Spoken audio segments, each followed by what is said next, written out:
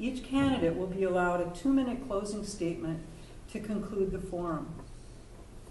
At this time, I would like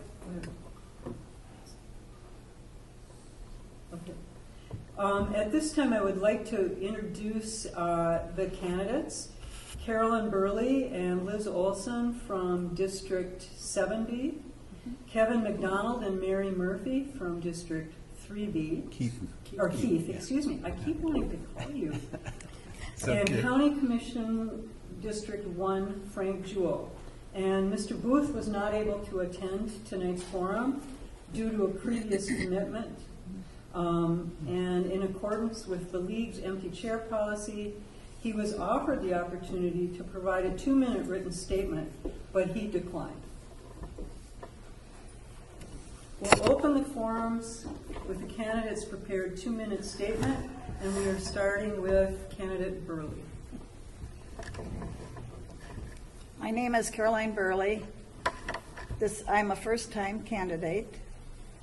I was born and raised in Minnesota, Little Fork, Minnesota, which is 20 miles from International Falls. After graduating with honors from Little Fork Big Falls High School, I attended Concordia College in Moorhead for 2 years as a math major. I then moved to the Twin Cities. Well, I should mention I grew up in a blue-collar family. My father logged and farmed and worked for the county highway and ultimately for the paper mill in International Falls. In the cities, I met my Republican husband, and we were married for 49 years before he died from Parkinson's. He was disabled for 24 of the 49 years we were married. There are not a lot of conservatives in Duluth, and so my BPO, you asked me to run, and I agreed. It has been an interesting process. I believe in the issues. I believe in conservative values. I support the Republican platform, limited government, lower taxes, opportunities for everyone. Mr. Jewell. So I'm Frank Jewell. I am running for re-election to the 1st District of the St. Louis County Board. When I ran the first time, I ran on 3 key values: responsibility, integrity, and accountability. Those still seem really important to me, things that I should continue to live by and ask others at the county to live by. Over the past 8 years, I have participating in developing a balanced budget, and while paving our roads, rebuilding our bridges, and assuring that families, children, and individuals have the resources they need to lead safe and decent lives. As I have for the last 30 years, I've been actively involved in providing additional housing, particularly in the city of Duluth, but in all of St. Louis County. We have done this by adding housing, workforce housing. We provided the Steve O'Neill housing for homeless families. I've also been building relationships with people both in the county and outside it so that we can better respond to the needs of our citizens. I've done that with the Local Initiative Support Corporation, Community Action, and the Heart of the Continent Partnership, which is a binational effort between northwestern Ontario and northeastern Minnesota. I'm running on my record of accomplishments both in government and as a private nonprofit leader. I enjoy serving the people, and I want to continue. Thanks.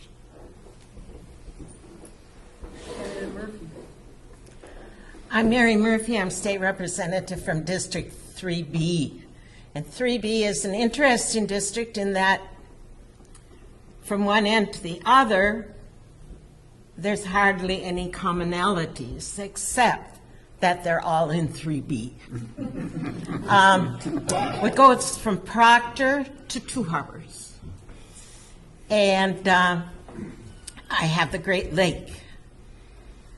And I think about the things that we've done in my time in the legislature, and the two things that I think has made the most impact on the prosperity of our region and the future of our region, is the creation of the Western Lake Superior Sanitary District and the establishment of the University of Minnesota Natural Resources Research Institute, which is located in Hermantown. I think it's the Hermantown campus of the University of Minnesota, but UMD doesn't exactly accept that explanation. But those two things have effect on every person in our region, and our region goes from at least Moose Lake all the way to Canada, because the other half of my district is Rob Eklund, and he lives up in International Falls. I think that we have a great opportunity in this election, and that's to make choices about who's going to govern the state and who's going to be in the state legislature. And I think it's time for a new perspective and have a change in the House of Representatives and have the Democrats back in control, because we have a plan. Thank you. Candidate Olson. Hello everyone, I'm Liz Olson. I am state representative for District 7B in the Minnesota House of Representatives. So I, with pride, represent the central and west parts of Duluth. I'm serving in my first term and am running for re-election. I live in the Denfeld neighborhood with my family. I'm a mom, I'm a legislator, I'm an avid trail runner, and I'm engaged in our community and have been for a long time. When I first ran for office, I said that I wanted to build relationships. I wanted to build relationships within the Capitol, and I wanted to build the relationships within the community to make me a good legislator, to be able to deliver on things that would help improve our community. I'm proud to say that after my first term in office, although I was in a deep minority as a DFL member in my freshman term, I still was able to deliver on critical infrastructure projects for Duluth, bringing millions of dollars to our community for our steam plant, which led to the Superior Street reconstruction, the zoo, Glen Sheen, UMD, a number of projects that have benefit for our whole community. I also, in my freshman term, championed a legislation around elder care. As we have more people aging, seniors living at home, looking at long-term care facilities, we really need to look into and really dig in what it means to have a caring economy so that people that take care of elderly can make a living wage and do well, and we're also making sure that we respect the dignity of choices as people age. I want to go back to St. Paul. I want to continue to build those relationships. I want to continue to fight for our elders, for our seniors, for our kids, for all those that currently maybe don't feel like they have a voice in the legislature. And so I'm happy to be here, happy to be able to share some of my thoughts on that, and look forward to hopefully continuing to represent District 7B in the House. Thank you. Candidate McDonald. Good evening, I'm Keith McDonald. I'm running for state representative in House District 3B against Mary. A little bit about myself. I grew up in the Twin Ports area. I've lived here most of my life.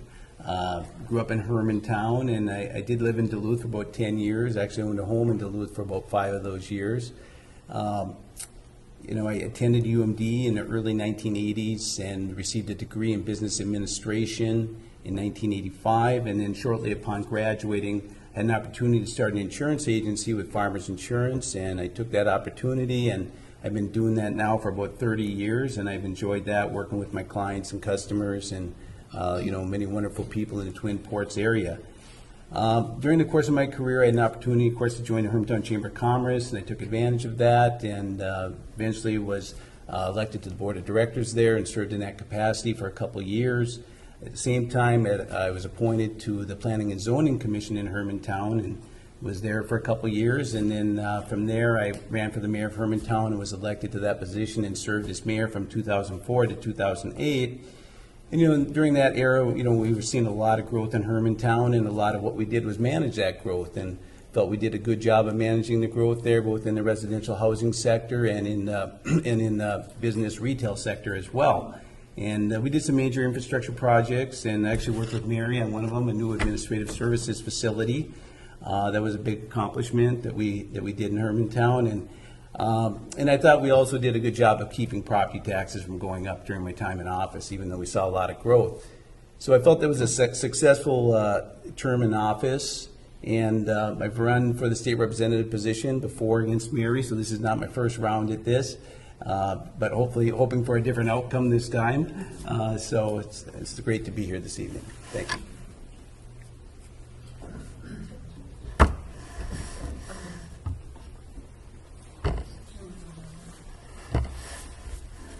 Okay, to begin the question and answer portion of tonight's forum, we will start with those questions solicited and submitted by the organizing committee. Each candidate will have 2 minutes to respond. So the first question is the environment, about the environment. And we take a deep breath. Mr. McDonald, you get to start. Oh, okay. All right. Okay. All right. How would you balance energy policy with environmental concerns? Energy policy, environmental concerns. Mm-hmm. Well, I believe that our environment is important. Here in Minnesota, we've got, beautiful lakes and woodlands, and we need to protect those things. I do believe that it's important. While tourism is huge in northern Minnesota, so we need to continue to promote tourism and protect our environment, as well as protecting our environment is important for the health of all our residents and individuals that live here.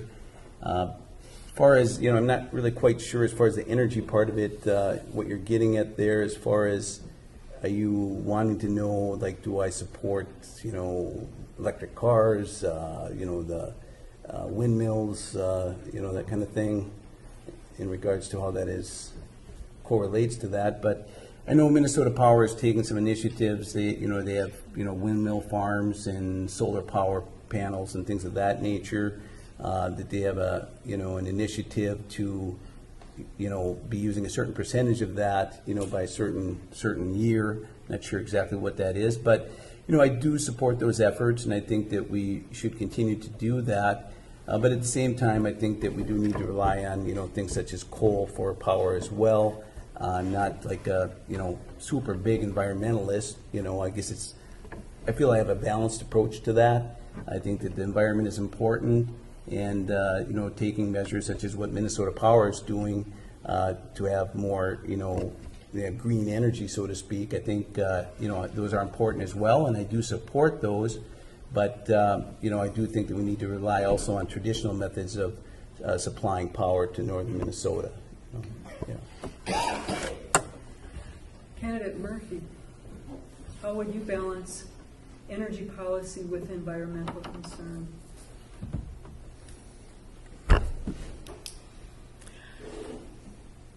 I think that it's very important that we strive to continue to address the standards that are in place that we're supposed to be reaching in 2020 and 2030 and so forth with renewable resources. And also with weighing very carefully in the Department of Natural Resources and the other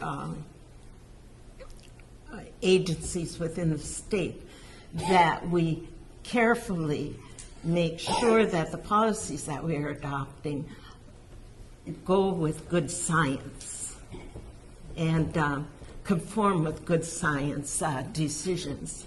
And that there's something that happened in the last couple of years that's worrisome to me, and that is that people are saying that although Minnesota is one of the states that have the greatest regulations for the environment, that some of those regulations could be done away with. And I don't think that that is absolutely necessary. It seems to me that with the decision making that I've made in the past years for regulations, that they were always well thought out and based in science and based in what was best for the future and the generations to come. And so we put those regulations in place very carefully. And I think that we should keep them and not try to make it easier, because it takes maybe 14 years for the federal government and the state government to comply with issuing a permit. If it takes time, it deserves time. Thank you. Candidate Burley, how would you balance energy policy with environmental concerns? I think it's important to protect the environment. We do live in a beautiful area, and once an environment is damaged, it's very difficult, if not impossible, to restore it to its original state. Until I was 11, I lived in a small farm in northern Minnesota. We had a furnace that could operate either on wood or coal. We used our furnace only for wood. My grandparents had a coal chute, and so I think they were burning coal to provide heat for the home. I support the pipeline. I think if we have aging infrastructure, we need to replace it before we have a problem with the structure not working correctly anymore because of its age. I have cousins that worked on the pipeline up in Alaska. I think we need to be as independent in our energy as we can be. I don't like being dependent on the Middle East and their oil. I think we need to be as independent as we can be in the United States. Minnesota has a lot of lumber. There's still a lumber industry, but it amazes me, it seems like the logs are getting smaller and smaller on those logging trucks. So we do need other sources of energy. My husband was from North Dakota, and they had a lot of windmill power out there. And there are pros and cons, because windmills are dangerous for birds. And there's a lot of ancient windmills in North Dakota that are no longer operational. So no power source is a permanent thing. We have to keep working on what's best with current technology. Commissioner Jewell, your question's a little bit different. I can answer that one, but go ahead. You're going to change up on me. Yeah, we are. It's more specific to our county. Mm-hmm. How will you work to protect county lands and waterways while also acknowledging the need for development? So you changed up on me. So I think development is incredibly important for the county. I think that we are doing a better and better job at identifying where development can happen, when it can happen, the type of development that's allowable. And the kind of work we have to do that really is in our departments that deal with land and with all the rules for doing this. But additionally, we have to spread the word that it's a great place to live, to raise a family, to start a business. That's the kind of thing we got to reach out and say, come here, we want you. We want young people. We want the kind of energy you bring. And the reason they come is because of the environment, the place it is, the lake that we have here, the woods, the bike trails, the snowmobile trails, the four-wheeler trailing.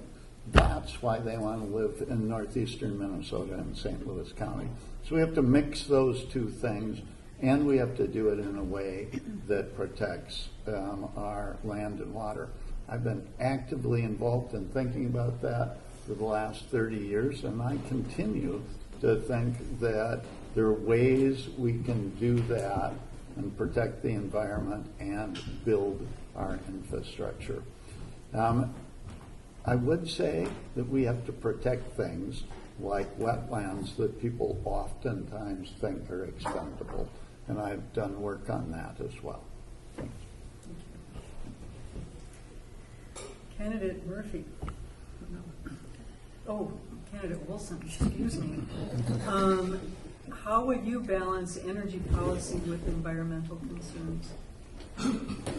Well, as a legislator, I think the word balance implies that there's something over and against, or that we have to maintain balance. We actually think policy can drive how we think about the future of the environment. And as Representative Murphy talked about, that we can set standards around how we use energy in the state of Minnesota. And we can think about a more balanced approach, how our utilities use, for example, if you're watching what's happening with Minnesota Power, there's examination happening with the Public Utilities Commission about what does their energy package look like moving forward? How much are they generating in renewables and from what sources? Do they need a gas plant? Those are discussions that are happening. At the state level, we can set policy standards around that. We can write legislation around solar laws and whatnot, and we can really start to think about how we push standards that then push a more conscientious understanding of what we do for energy in the future. And so I think we definitely have a role in doing that, and not in a way that's over and against, but that's actually forward thinking and balanced. Because I think we all have the goal, which is we want a healthy planet, we want to lower emissions, we understand, thanks to science, what damages are being done by some of our non-renewable sources, and we can start to take those offline. We can work with our utility companies, we can work with the generation of new technologies as they come online to be able to have more of an investment. So it isn't over against, that we don't continue to have these conversations of, is it environment, is there energy generation? We can actually start to move the needle to take more and more of that offline. That said, we can also have a conversation around conservation too, which is a part of this conversation as well. How we use energy and how we start to conserve energy and how we set policy around conservation can actually help with some of those questions too. So I think it's not over and against or up and against, it's an all of the above. And as legislators, we have a huge responsibility in crafting a balanced approach to thinking about energy policy.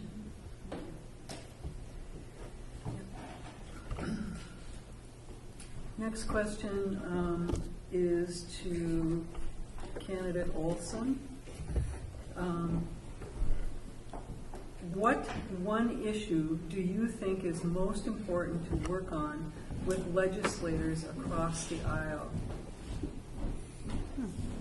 That's a great question. Well, I will start out by saying that I did a lot of work on bipartisan issues. I knew as a freshman in the minority party that in order to get anything done, I was going to have to do it in a bipartisan way.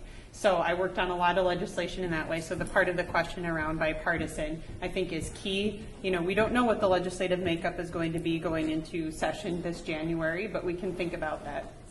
I think there's some big bucket issues that we can do. I talked about one already, which was around elder care. That was a big issue that we've been having a lot of conversation around as a nation and as a state. I think, you know, there currently, even today, there have been bipartisan work groups going on between now and the start of session to be ready to go in and have some policies we can cross the finish line on.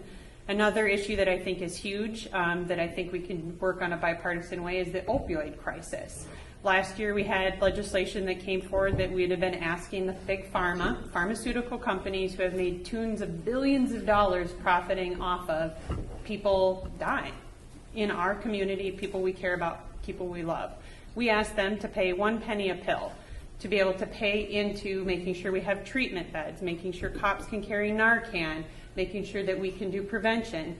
That did not cross the finish line last session. I believe that's something we can go down there. I've had conversations with my Republican colleagues over the interim about how we get that done this time. So I believe we can go back with renewed political will around those two. I will say those are two separate things. On a larger thing, I think we need to have some conversations around general inequities and how we start tackling those around poverty, around education, and some of those other issues that, you know, I could be happy to dive into, but two concrete things I am going to go work on in session this year in a bipartisan way are elder care and opioid abuse. Candidate McDonald. Well, Do go you ahead. remember the question? Well, you can repeat it if you want. I can. I mean, Yeah. what one issue do you think is most important to work on with legislators across the aisle? I don't know if I would say, across the aisle? Okay. Well, one of the biggest issues affecting us right now in the state of Minnesota is, of course, health insurance, and how Obamacare has affected that over the last, how many years we've had it now. The inception of Obamacare, drove premiums up in Minnesota. Prior to Obamacare, we had some of the lowest premiums in the country in Minnesota, and now we're up on the higher end of those premiums. And also, before Obamacare in Minnesota, we had about 5% of the population that was uninsured, and now today we have about the same amount that are uninsured. It's still at about 5%, and that's because we had in place some things that other states didn't. We had Minnesota Care, we had medical assistance, and the Minnesota Comprehensive Health Association as well for those with pre-existing conditions. So in Minnesota, I don't really feel that Obamacare is, while it hasn't helped us, it's actually, we've had fewer providers and premiums are higher. Now, there has been some relief on that because the legislature did pass, the relief for the health insurance industry. It was $542 million of reinsurance that they provided for catastrophic losses. And then they also provided for, $325 million that went to individuals, people that had individual policies in the health insurance market that were not getting any subsidies from Obamacare, so they got a 25% reduction in their rates. So, we tried to alleviate some of what Obamacare has been, causing, through what was passed in the legislature. But, those are just temporary fixes. They're not long-term fixes to what we're dealing with. And, one thing we could do would be to, increase the amount of carriers that we have in the state through like an interstate type network of carriers. That would increase the amount of competition. Competition helps reduces premiums. We've seen that in my own industry, in the property casualty industry, that has happened. So.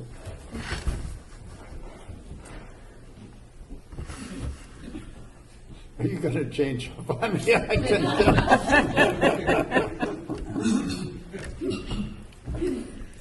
I'm ready now. I know you are. All I had to do is look. Commissioner Jewell, how do you see St. Louis County working cooperatively with other governmental entities? For example, the city of Duluth, Virginia, Hibbing, and other Minnesota counties. So I actually think this is one of the places where St. Louis County has really done a good job. We're partially a leader because of our size, both in the size of the county itself, but also the size of our budget. And so we lead with ways to do things well, whether it's our budgets or our land use or the public lands that are in St. Louis County. We reach out to the counties immediately around us. We talk to them regularly. And in the area of tax forfeited land, we are in regular communication with the other counties as a way to do things.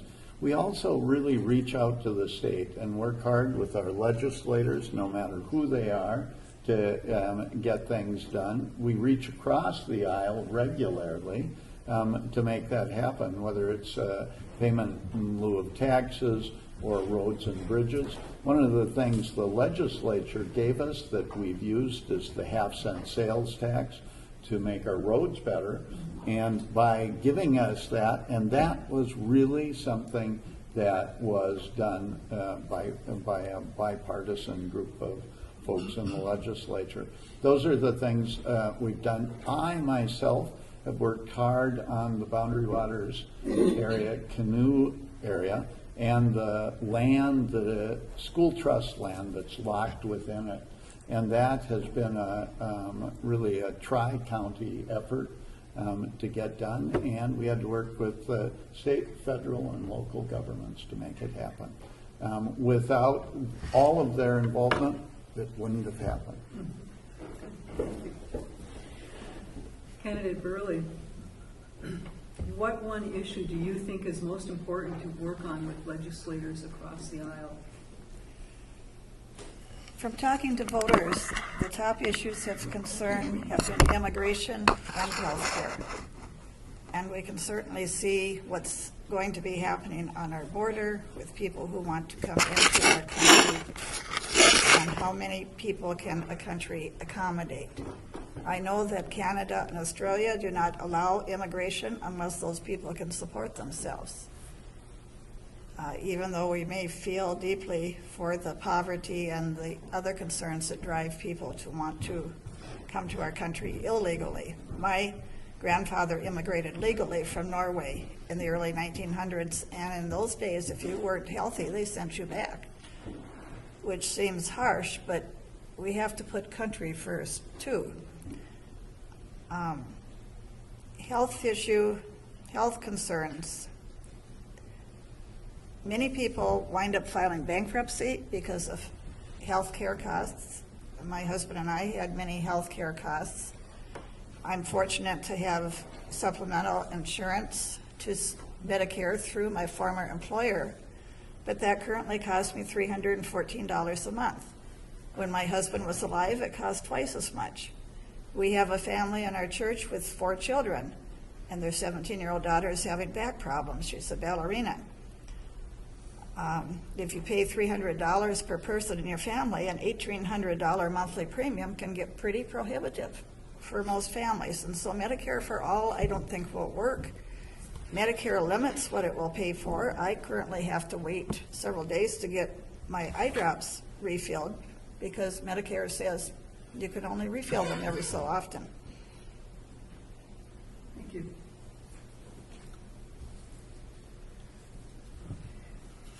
Candidate Murphy.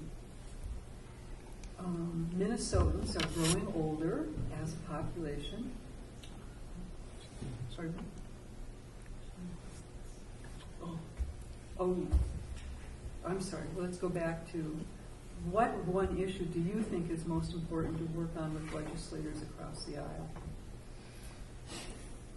Well, I don't think there is one issue that's most important because I think we should work across the aisle on every issue and every policy. But most issues that come before the legislature are part of the budget process. And the budget is usually presented to the legislature, the Senate and the House of Representatives, from the governor. And then the legislators within their caucuses talk about what their priorities are.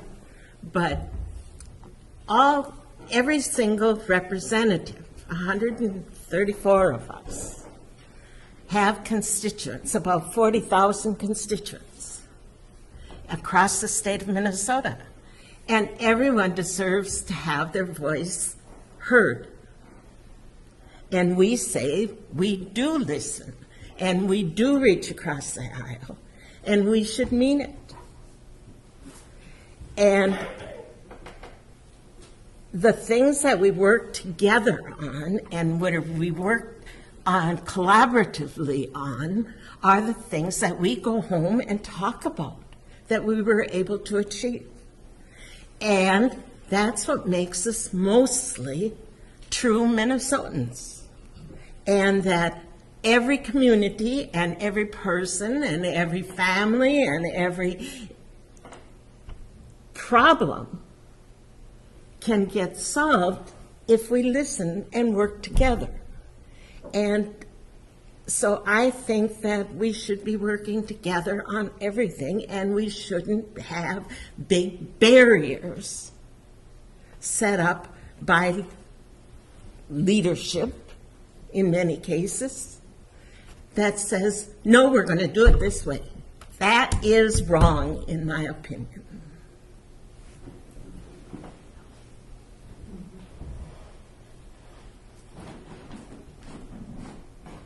Candidate Murphy, we're back to you with the next question. Oh, good. Take a breath. Different topic, though. Different topic. Right? This one has to do with aging. I know about that. Yeah. Minnesotans are growing older as a population. What measures, if any, would you advocate to support quality care for our seniors and/or assistance for those in caregiving roles?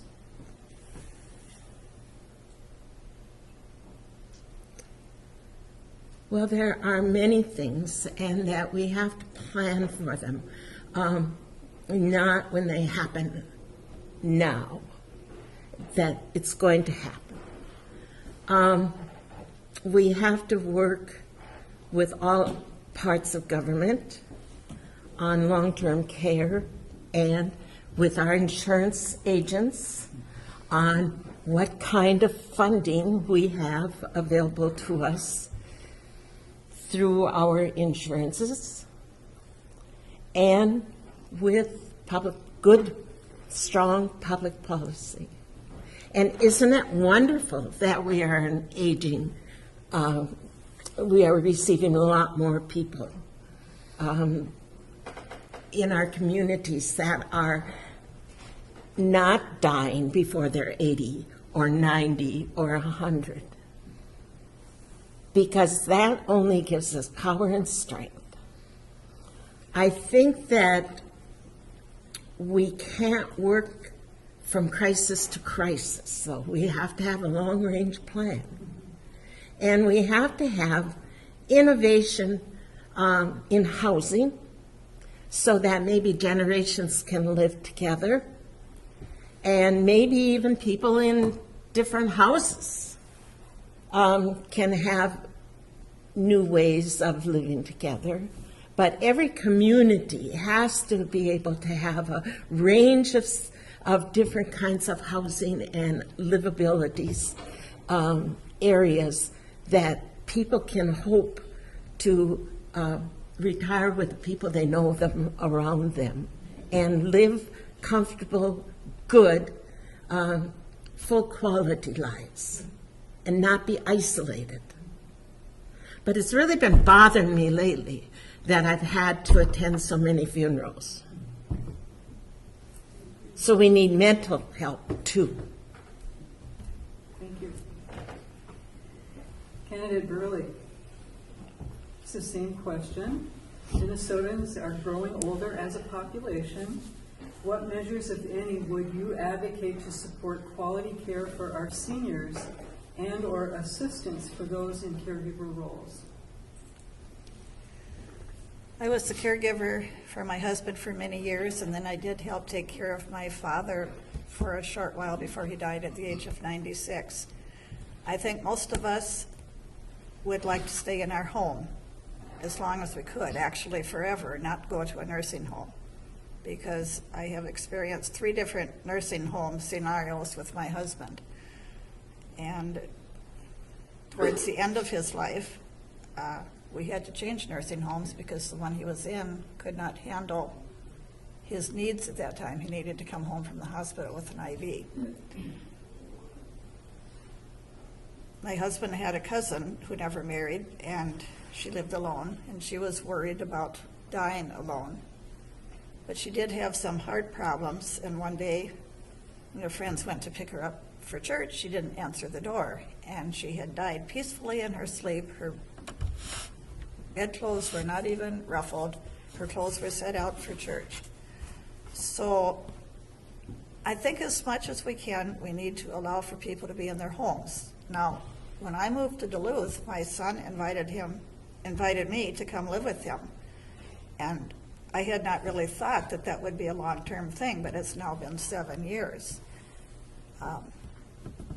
They're supposed to be there so they can watch out for me if I need help. I think it bothered him quite a bit when his father died.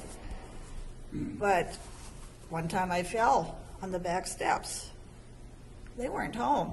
My grandsons, fortunately, were home. They're young adults now, 19 and 21. So they doctored me up and said I didn't need to go to urgent care. So we need a lot of different avenues. My dad stayed in his home until when I was caring for him, he fell and broke his hip. And he had been falling quite a bit. So. Thank you.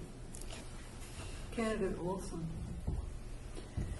Minnesotans are growing older, and what measures, if any, would you advocate to support quality care for our seniors and or assistance for those in caregiver roles? So this issue is something you've heard me talk about already that I took on, and sometimes I've been asked, well, it seems like an odd issue. Why did you take this on? Well, I'm the sandwich generation. I have a 3-year-old daughter, and I have a mom in her 70s with a debilitating illness. And it was not long ago that I took my mom, before I was in the legislature, I took her to tour different facilities as her care needs increased. And so when I went to the legislature and started asking some questions around some of these facilities, because if any of you have been a part of this, in your lives, it's a lot of money. And you go there and you don't know what you're getting, you don't know what you're paying into, especially with assisted living facilities. So as a legislator, I asked some questions, and I heard the first time someone told me about it, they said it's like the wild, wild west out there. That every state sets different regulations around home care services, assisted living, and skilled nursing or long-term care facilities like nursing homes. In Minnesota, we actually don't really do any licensing or regulating of assisted living facilities. And so that is something that is abhorrent, that you could go to an assisted living facility and expect to, if any of you have been there, we got brochures, your mom will get a glass of wine before she gets to go down to dinner. And there's nothing that holds them accountable to that. So there's something we could do around, there's a whole bunch of stuff we could do around regulations and licensure, let alone deceptive marketing, things like that. So you know what you're getting when you pay to put a loved one in some place you trust, because it is hard, and you don't know what you're getting. So there's that.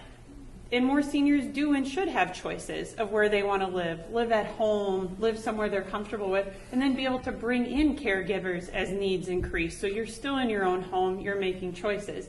But our caregivers are paid woefully well below what they should need to be paid. And so I think we need to do something about raising the wages for care workers to make sure that they're able to live with dignity and pay for their own livelihood and put food on the tables for their family. So it's a complex issue, but it's definitely something we can do, and we have a role as a legislative body to do something about it. Candidate McDonald, same question. Sure. Well, I used to actually deliver prescriptions back in college for a while to nursing homes, and it was always a little bit disturbing going in there because they, always weren't the nicest facilities, in my opinion. But I do believe that, over the last decades, 25, 30 years, there's been a lot of improvement in nursing homes and assisted living homes. They're much finer facilities than they were back then. And we have a lot more options than we used to have, as well as, we have a lot of hospice facilities now, too, that are, really nice facilities. So I think there's been a lot of improvement in that area, but I'm not saying that there couldn't be more improvement. I do believe that, wages for people working in that industry could improve. I know people that have worked, in assisted living homes, and a lot of them really don't make that much money for what they do. So I do think we need to kind of look at that, because the reality is that people that are staying there, they're paying a lot of money to be there. We all know how expensive it is to be in an assisted living home or a nursing home, and generally a person is spending down all their assets that they've accumulated throughout their lifetime.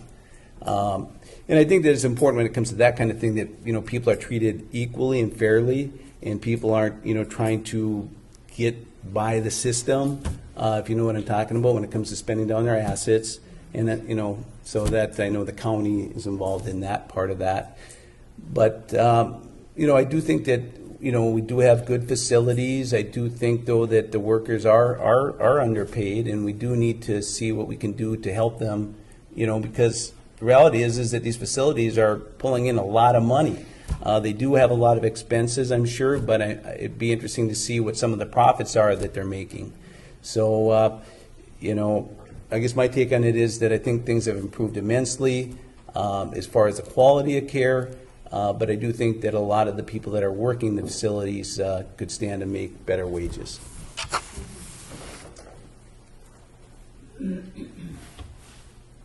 Councilor Jewell, how do you propose to balance the St. Louis County budget against the rising need for services for seniors and support those in caregiver roles, as well as the ongoing need for improvements to infrastructure?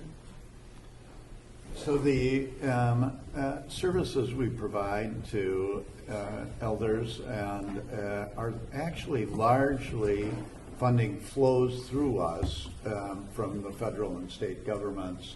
We manage that money. We assure that people are, as Keith said, have the amount of resources or the least amount of resources so that they can get those services.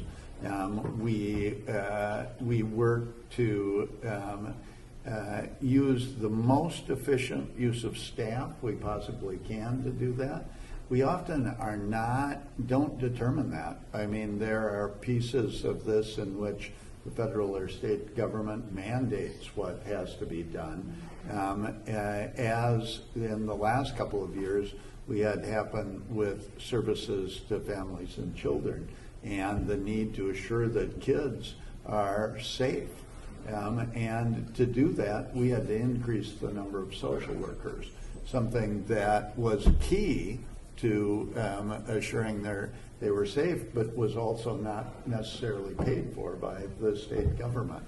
At the same time, we do have to do those things. The thing that people notice the most, whether it's in Duluth or it's in the county, is potholes and roads that aren't taken care of. And we have really done, as I said earlier, things we need to in increasing the half-cent sales tax, which is actually 40% of which is actually paid for by people outside of Duluth who come here to visit and make things happen.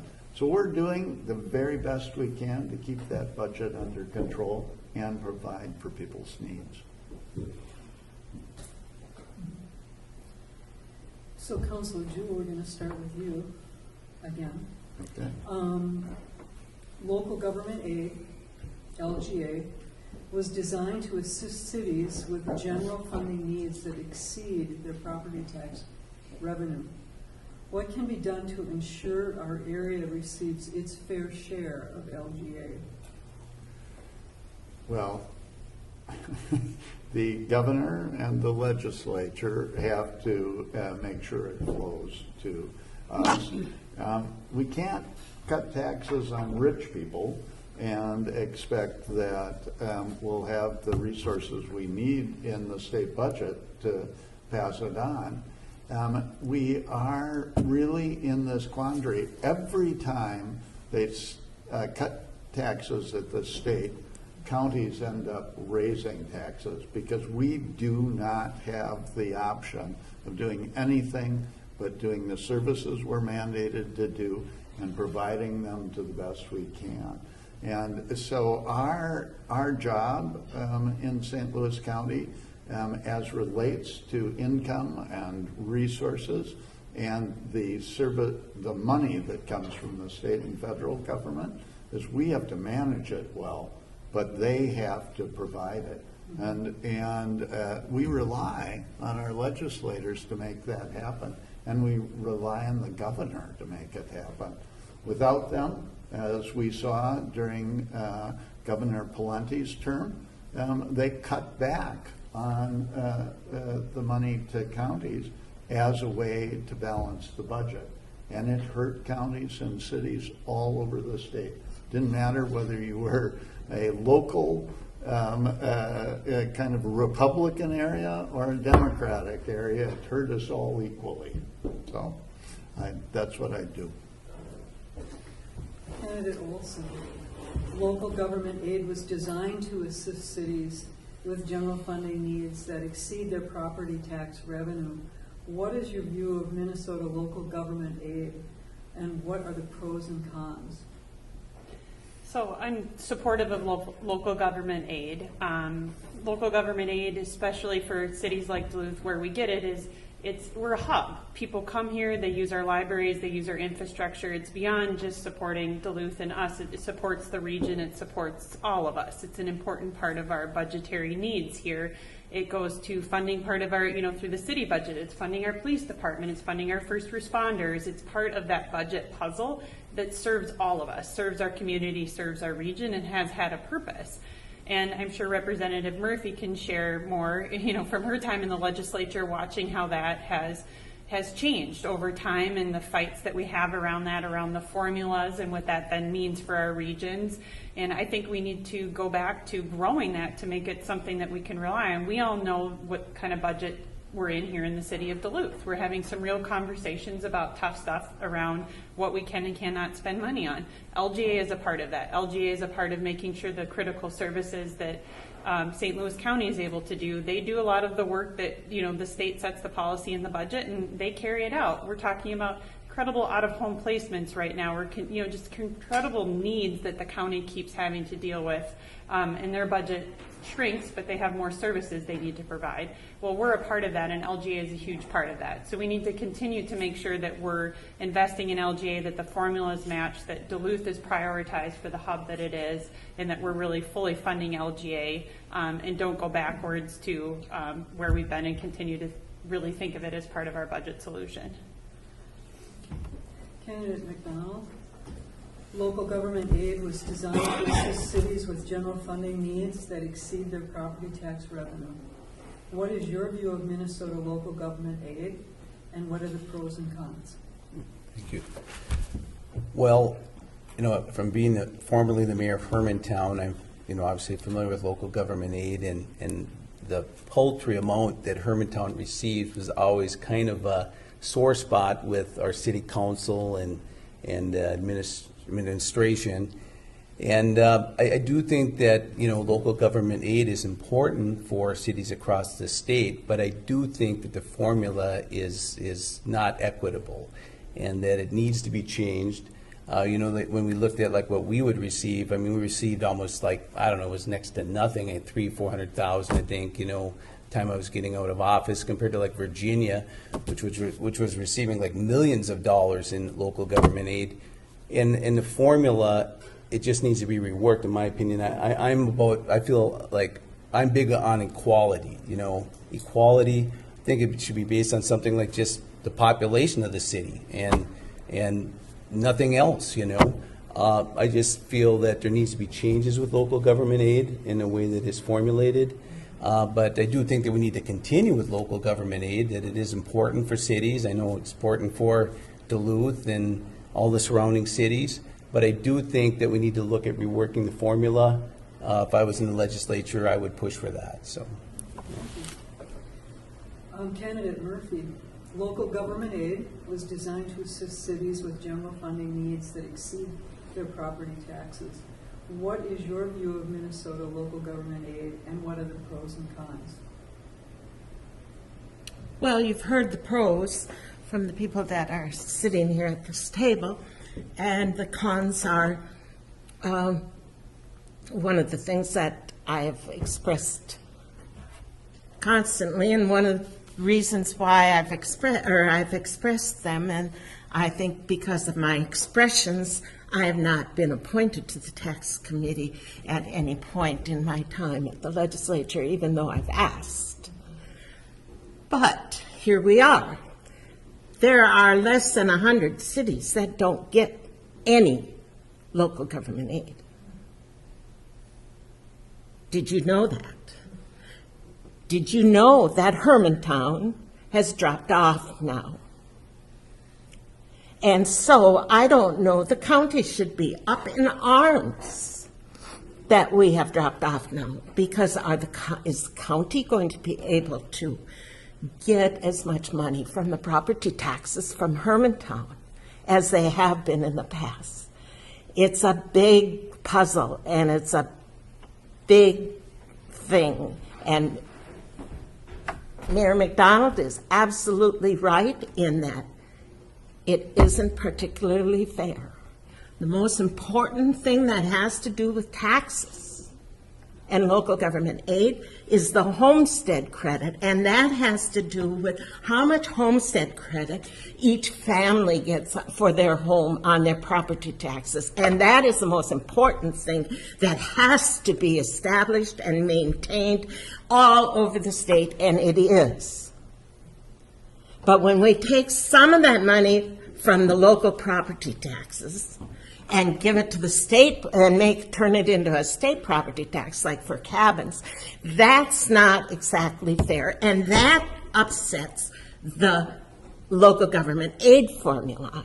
And you got me started on this now, so don't cut it because it's a different thing. Local government aid isn't fair, and it does need a formula change. But why it started and how it started isn't a simple answer, and how it affects the total property tax payments for the cities and the townships and the counties has a huge fact. And before I came here tonight, I stopped at the Hermantown City Hall because they're having a city council candidate forum. And they brought up that we needed a change in the local government aid. But even in my 5 cities, if you want to be on, like, you've got Proctor, they get over $1 million because of their elderly and because of the railroad owns 80% of the Proctor property, and the state doesn't have it. Now, this is something that I really know the answer to in a way. And it's screwed up and it's wrong, and maybe in order to get rid of it, we have to do away with local government aid. Thank you. Appreciate your answer. So don't count on it. Okay. I have my speeches ready, and I've had them. I do them on a regular basis before the tax committee. I believe you. And so if you want to talk, and the League of Women Voters wants to talk about local government, I'd be glad to come again. Thank you. Sorry, thank you for your indulgence. Candidate Burley, you get to follow that up. The question, local government aid was designed to assist cities with general funding needs that exceed their property tax revenue. What is your view of Minnesota local government aid, and what are the pros and cons? I am not an expert in this area at all. My theory on government is that we should be working towards our needs, not our wants. There is a discrepancy often between needs and wants, and we cannot always afford what we want. No individual can, and that's where your money comes from, the taxes we all pay. How much can we afford to pay in taxes? What is the fair tax rate for everyone? And then how should that money be used? And the more levels of bureaucracy you get spending that money, the more inefficiency we have. We get too much bureaucracy and not enough money spent where it really will do some good. I have no idea what my hometown gets for local government aid, or if it gets it. It's not something I followed. I just know that there are many needs in our society, and yet we live in the best country in the world. But we're not perfect, and we never will be perfect, but we try to do the best we can, and we try to do what's fair for everyone. And that's an almost impossible task sometimes. You can wind up being very unfair to some people versus others. And I don't know, sometimes it's the one with the biggest voice. And that isn't right either. People who are shouting aren't listening. You need to listen to one another and talk about it and come up with workable solutions. Thank you. So, Jewell, you'll be happy to hear you all get the same question.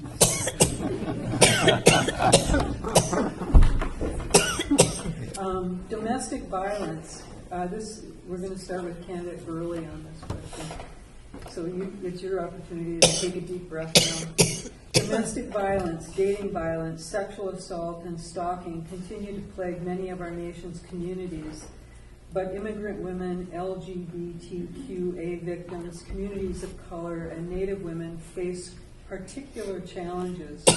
What would you do to ensure that all victims of violence receive the protection and services they need? That's probably almost impossible. I do know that we have safe houses that women can go to if they can safely get away from an abusive situation. And we need to provide those, because you need to get out of those situations or you could wind up dead. Part of it, I think, is the moral fabric of our society. I mean, this country, not everyone believed in God, but most people knew who he was. Most people knew what the Bible was. And there were rules for behavior. And if you followed those rules, you didn't have these situations. I mean, in my extended family, well, like one instance maybe, but my extended family, we did not have abuse problems. And I think it's because of the moral foundation. If you put God first in your life, you're supposed to love God and then love your neighbor as yourself. And if you treat other people right, if you treat people the way God wants you to treat them, there won't be abuse. And so we need to somehow change the mindsets. We need to, so much of it is related to addiction to alcohol or drugs, and we need to, as much as we can, to stop those problems, stop drugs from coming into our country, encourage people to get into AA and to get away from their addictions that are causing their outrageous behavior.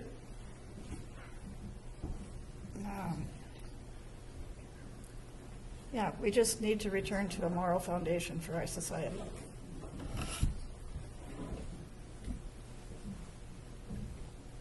Thank you.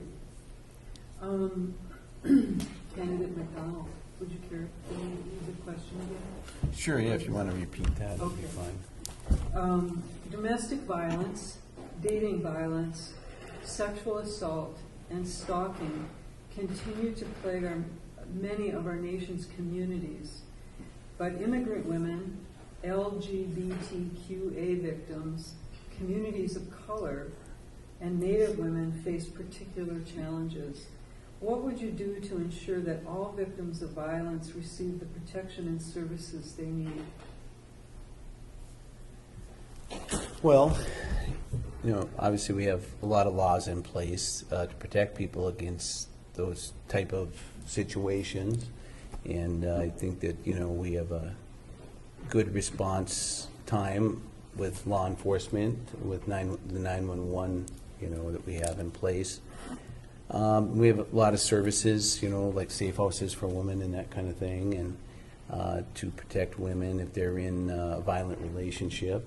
And, so I think we need to continue with those type of organizations and, to help protect women. As far as women of various color, I guess, it's kind of hard to say, what I would say as far as additional measures that we would take. I think that we, have a lot of law enforcement in place right now. We have a lot of social services in place right now for people that are in those type of situations. And I think we just need to continue to fund those organizations and those law enforcement agencies so they can do their job. I don't know that I would advocate any kind of law changes right now as far as those type of situations, as we already have those things in place to protect women. I mean, it's obviously it's a sad, very sad situation whenever anybody is violated sexually. My heart goes out to anyone in that situation. And I do think, though, that we should have stronger punishment for people that commit violent crimes, like the woman that was abducted down in Iowa and then killed. I think there should be a death penalty in Minnesota for those type of crimes. And I would have no problem voting in favor of a death penalty in Minnesota for people that commit such violent crimes as that, where people are abducted and then killed. I have no problem with that. Yeah. Candidate Olson, domestic violence, dating violence, sexual assault, and stalking continue to plague many of our nation's communities, but immigrant women, LGBTQA victims, communities of color, and Native women face particular challenges. What would you do to ensure that all victims of violence receive the protection and services that they need? I think it's no denying we're at a really unique moment in our politics to be having these conversations in a different way than we have. And one of the experiences that's been very powerful for me is going into the freshman class I did in the legislature last year. Our DFL caucus was made up of half women, and a big portion of them were women of color and Indigenous women. And they see and have experienced the world different than I have, and have a different way of understanding and approaching solutions, especially when they have marginalized backgrounds. So one of the things that I supported this year was one of my colleagues, Representative Mary Kunish-Podine, is a Native woman from Standing Rock. She brought forward legislation around missing and murdered Indigenous women. And so it was a group of our Indigenous women colleagues who brought forth that legislation around creating a task force to study policies specific to missing and murdered Indigenous women in Minnesota. So first of its kind to be brought forward in that way, be brought forward by Indigenous women. So I follow the voice of women, specifically women in marginalized communities who want to lead and who need the support of people like me in the legislature. So I was happy to be a co-author of that legislation. But more broadly, one of the things that Minnesota has done is has passed the safe harbor legislation around, that is making it so it's not decriminalizing and giving services to women who have been trafficked under the age of 18. I would like to see that not have an age barrier, so that women who have been trafficked are seen as victims regardless, so that they can access the services and not be criminalized for something that has been done to them and they have been victimized. So that's something we can do and we should be doing. We should further services. One of the things I had a chance to sit down with our law enforcement, our sexual assault team, nonprofit, our coalitions here, to talk about how we continue to really fight this issue of sexual assault in our own community. And it's collaborative efforts that are well funded are what really get to the end of the problem. So we have been a leader in this way around whether it's responses to sexual assault, domestic violence, in the way we've done it in our community, and we need to be able to fully fund coalitions like that and resource them to be able to continue to do their work.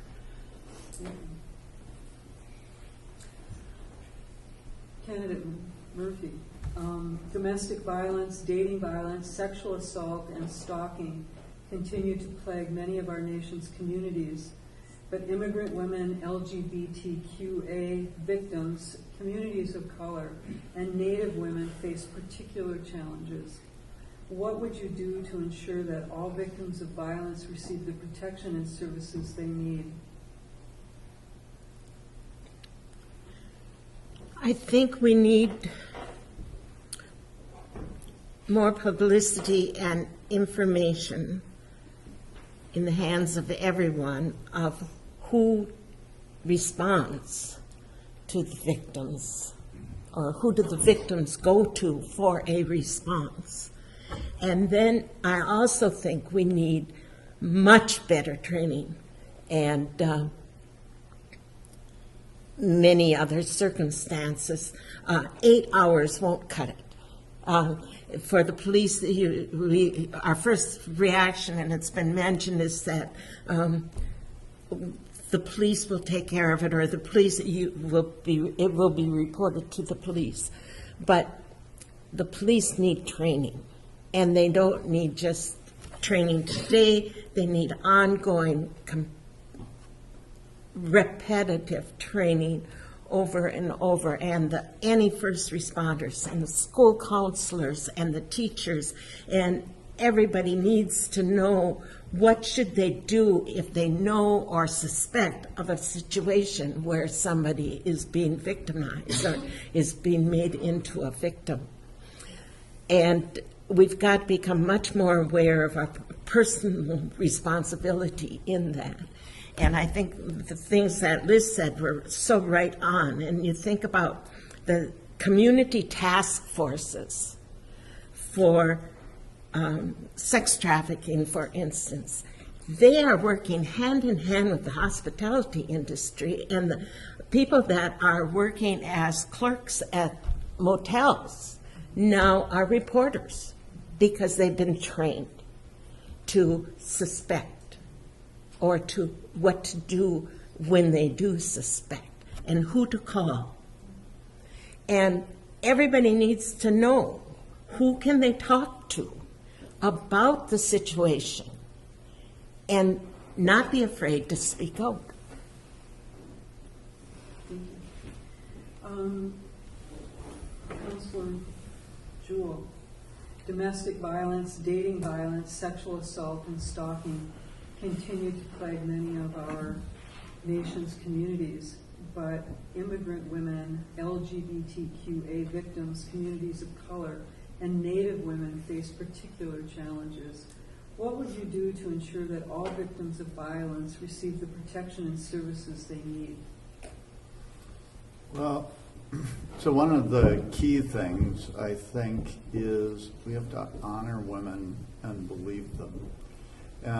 You know, much of domestic violence obviously happens in homes. People are beat up by their partners or their husbands and injured. So we have to have a system that believes people when they come forward. This is also true of sexual assault and has been pointed out vividly politically in the last couple of months. 26 years ago in Duluth, over a period of 12 months, 13 people were killed. It started in July of 1992 and it ran to June of 1993. The last of whom were a group of 3 people who were killed by a fellow who was mad that his girlfriend had told him to move out. He also killed her 70-year-old friends who were visiting. They happened to be friends of the family, our family. So we knew them. And I was invited to start an effort called Violence Free Duluth, which was about changing the norm, that norm about how we treat women, how we think about them, and how we work with them. Out of that came Men as Peacemakers, which has worked long and hard to get men involved in changing what they do related to violence against women. We haven't moved a lot. We're still really struggling with that issue, but it's a men's issue, and men aren't standing up the way they need to stand up. The more they can do, the better off we'll do. Thank you.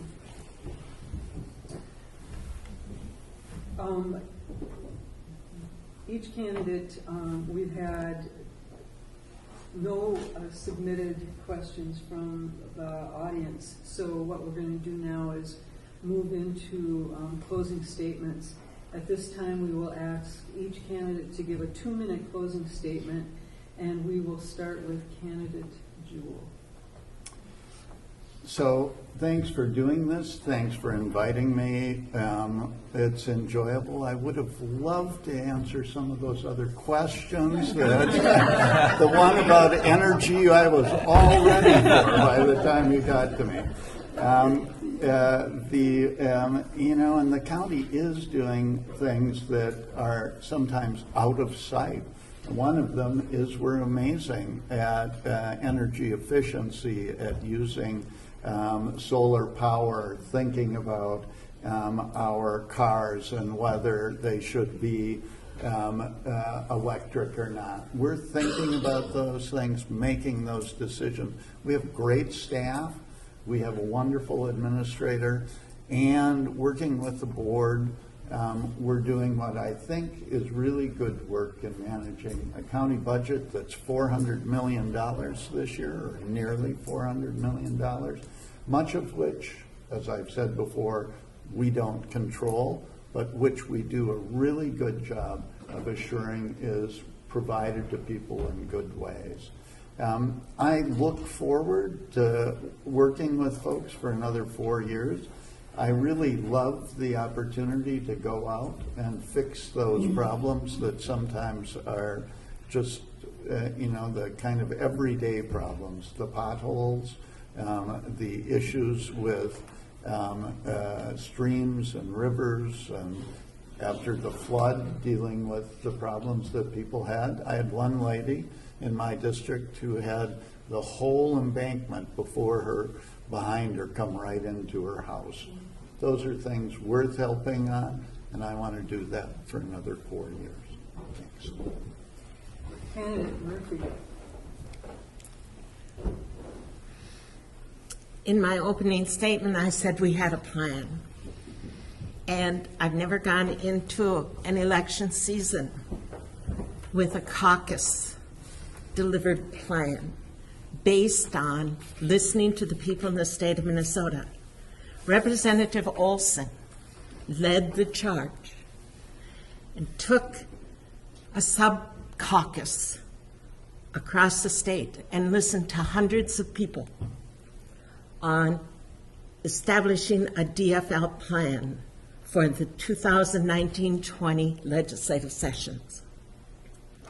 And from that, they found out that people care about each other and about their communities. And they care about fairness across the state. They found out that health care was probably the most important priority in the state for the most people. But public education for our kids and lifelong learning opportunities for everyone in the state was a quick second priority, if not on the same level. They found out that people think that the community that they live in is good and fair, and that they should be able to have jobs wherever they live. And in order to do that, they think it could be fixed with broadband throughout the state. And we've come a long way, but we have a way to go. And I think that what the Minnesota values plan that was developed by our caucus is something that we can deliver for Minnesota. And I want to be part of it. And I want to work with Liz and whoever else is around to deliver. Candidate Burley. Some of what I didn't say in my opening statement, I do have a degree in business administration from the University of Minnesota. I finished my college work in the evening while I was working full-time.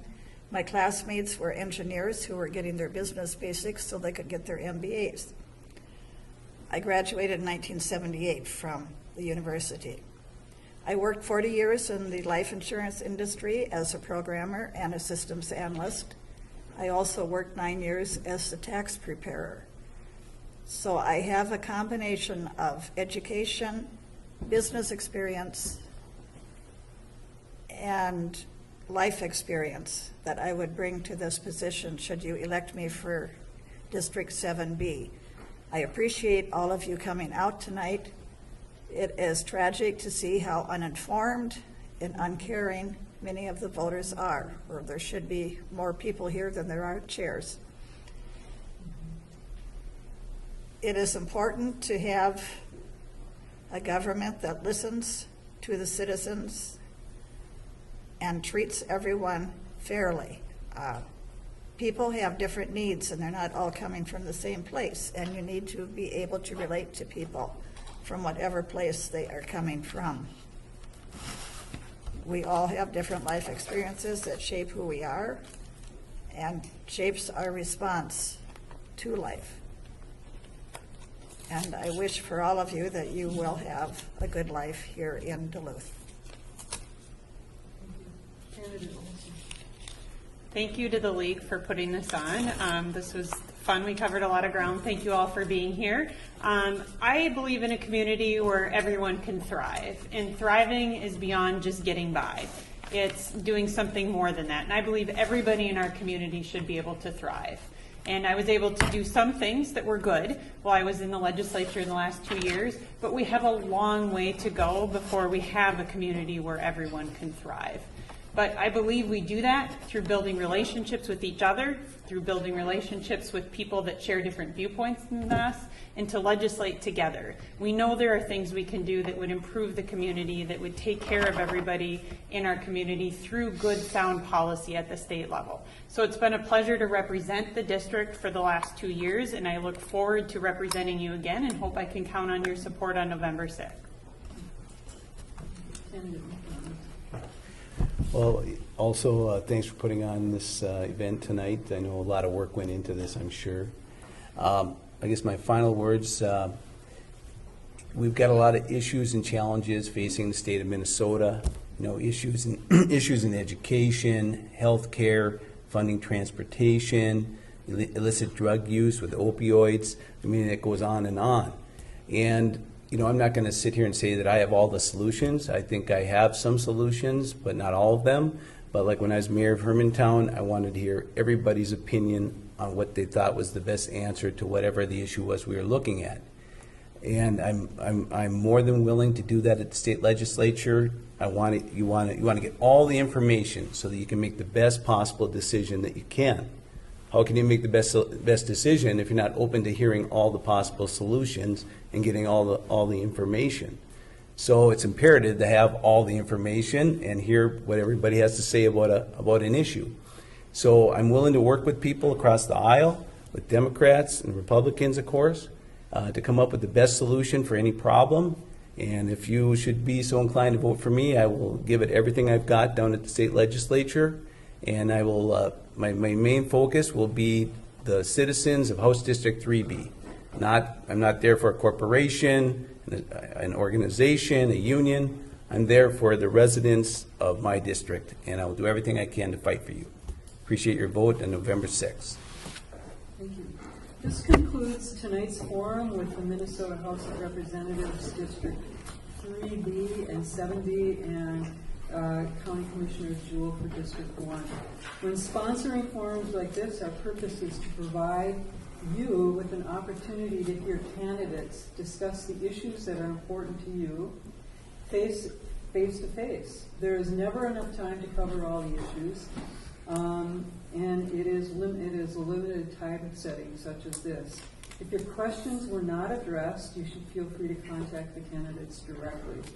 Those who are interested in finding more information about same-day registration, voting districts, and polling locations, you can visit our voter guide at lwvduluth.org. A sincere thank you to all of you for coming to the Civility Project, and to all of you for coming as well to this event and making it possible. And we encourage you all to vote on Tuesday, November 6th. Thank you.